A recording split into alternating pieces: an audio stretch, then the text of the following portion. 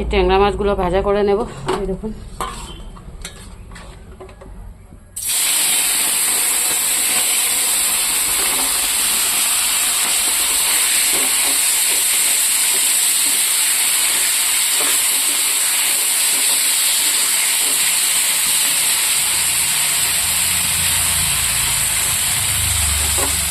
সবসময় পাওয়া যায় না, তাই আজকে পেয়েছি।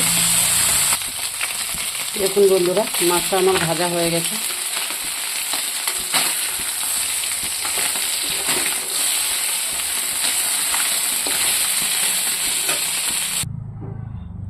দেখুন বন্ধুরা, দেখতে কীরকম হয়েছে। ভালো লাগলে লাইক কমেন্ট শেয়ার করে দেবেন।